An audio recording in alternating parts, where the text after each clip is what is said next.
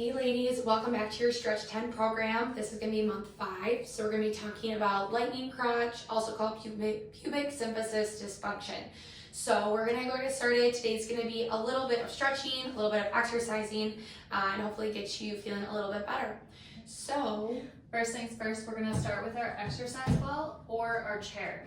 So I was going to demonstrate in the chair. I'll demonstrate on that exercise ball. We're stretching out our adductors. So our adductor muscles attach directly to that pubic bone. So if one is tighter versus the other, then it can cause discomfort, causing that little bit of a shear motion. And shearing meaning just literally one is up, one is down, or vice versa, or one is forward, one is back type of thing. So nothing to be nervous about or anything like that. We're just stretching out those adductors just to make your life easier. So nice wide stance. And you're literally just gonna lean forward onto that ball, and then you're gonna tilt your shoulder into it and press your leg away. So here I am working on my right leg, pressing it away, and you wanna hold it for probably about 20-30 seconds here. And we're just focusing on that lengthening, pressing everything away. using your breath can really help, using an inhale to lift up a little bit, and then as you exhale, just putting a little extra stretch into it, kind of guiding that muscle to lengthen with each breath that you take. Absolutely. And then switching to the other side. And again, I'm stretching my left side here, pressing my elbow into that leg. You can tilt forward a little bit on the ball. You can tilt forward on the chair, whatever you need to help increase that stretch.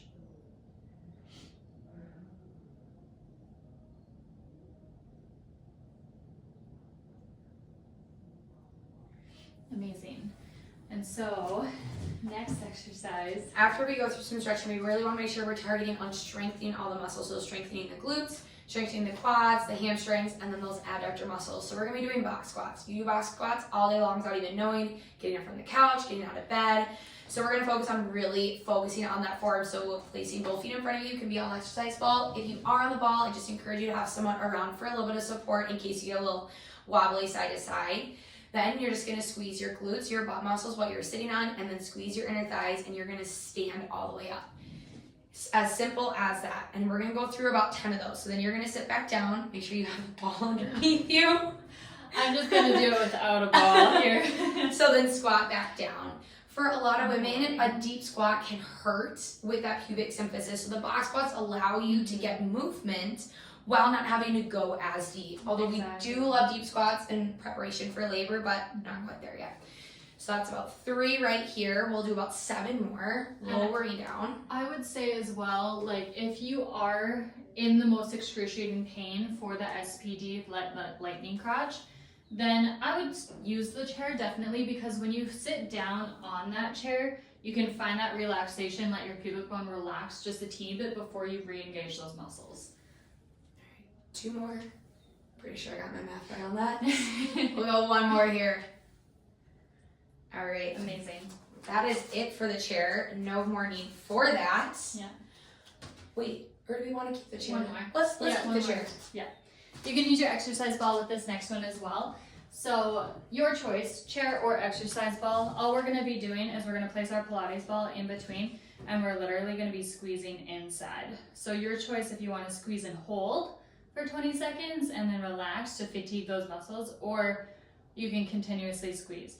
We are strengthening our adductor muscles, the ones that we just stretched out, because sometimes that one side is a little bit weak and we need to strengthen it. So by doing it with both sides, we're getting that pull evenly on the pelvis just to decrease any tension in the area by strengthening. So About 5 more squeezes here if you're doing those singles. 4, 3, 2, and 1. Awesome. Sweet. And last thing with the exercise ball, if you have one at home, these ones are great. You can have your feet just neutral, shoulder width apart, and you can literally rock side to side for about 10 times on each side. My math is not going to be correct because I'm not counting right now, but if you're at home, you can definitely count there, and then you can do pelvic tilt, so you're rocking your tailbone under, and then you're pushing it back out, so tailbone under, pushing it back out, and again for about 10 times there. as well as you can go into figure eights as well. I'm not really that coordinated to do this, but you can do about 5 on each side with your figure eights just to help the pelvis loosen up and everything like that, especially when we get into labor and delivery, when we want to make sure that that's nice and loose. So we are going to make all the way down to the mat. So because belly is forward, we really want to focus on our form on getting down to the ground. So you want to think about coming forward on both feet, coming to your knees, walking forward, and then coming down. Pubic symphysis, like Jess was saying, we have that shearing motion. So we want to eliminate and avoid any sort of sacral-like movement, anything that's going to reinforce that shearing motion going through. Yeah, because I just did it completely wrong. So, side note, on the way back up, legs together, stand all the way back up. Because if we're getting down like so, we're actually tilting our pelvis back a little bit, causing that separation here. And if you have that lightning crouch, we truly want to reduce it, like Abby said. So here's another way, just getting down into that deep squat and going. So, all right. Let's grab our Pilates ball once again. We're going to be going down onto our backs this time. So find something comfortable. If you know, on the carpet, rug, yoga mat, whatever you have at home, and your Pilates ball, love this thing. We're gonna come down onto our back.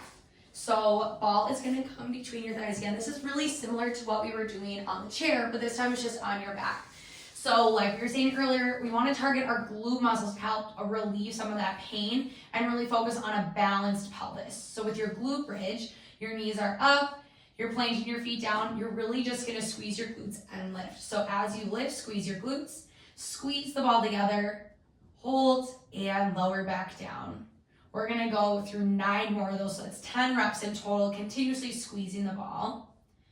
I was actually doing some research earlier on pubic symphysis dysfunction, and research is saying that it actually widens about 30 to 40% throughout pregnancy, which is about 3 to 4 millimeters, and up to 20 during labor. So we really want to focus on keeping a balance all the way through, not increasing it any more than it already is. 5 more here.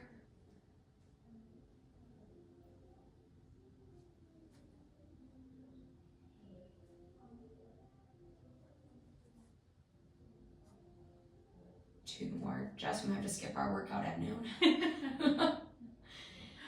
2 and 1. Yeah, Abby was making me do this the other day, and my butt was on fire. It was amazing. Oh, rolling back. Now we're gonna keep our Pilates ball, bringing it between our knees. Now we call this a bear hold, also called tabletop. So you're gonna rock forward. Ball's gonna stay between your thighs. Oh, thank you. You're gonna lift your toes into the ground, and then you're really just gonna squeeze and lift. So soften in the elbows, and you're just gonna lift up and down. Lift up, and you want to think about squeezing your ball here. That's gonna help engage the adductor muscles coming through. Maybe you are someone with that lightning crouch sensation. Know that about 1 in 5 women also do experience this. It's way more common than we think it is. 5 more here. You lift, lower, squeeze up, and down.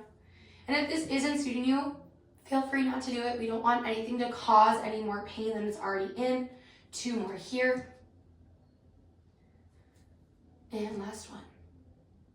Sweet. This one's also a really great exercise to do postpartum to increase that core strength. So just easy lift up, lift down is definitely strengthening that core as well to help you postpartum. So now you've done activation. Yeah. Let's stretch it out. Last exercise that we're going to take you through is we're going to go into a knee rocker. And so one knee is going to be straight down. I'm going to kick this leg out to the side here. And then we're going to be on our hands as well, and you're just literally going to sit back on that heel and rock forward. And I did not realize how tight my adductors were until we got into this position. So this is really great. And to get even deeper, if you point your toes towards the ceiling, you're going to feel that stretch get a little bit more intense all the way through. Absolutely. And so doing this for about 20-30 seconds as well. And then going ahead and switching sides. So bringing that leg in, leg all the way up. side, and then rocking back and forth. Oh, definitely tighter on this side. Same. If you notice one side is tighter than the other, feel free to hold one side for 20 seconds, one side for 30. It does not matter, whatever per your comfort. So, and then again, you can definitely, Abby's already doing it, but you can raise that foot up to increase a slightly different area of your muscle. Amazing. So, if you like what you see, let us know. We'll see you guys for month 6. Stay tuned and keep working hard, ladies.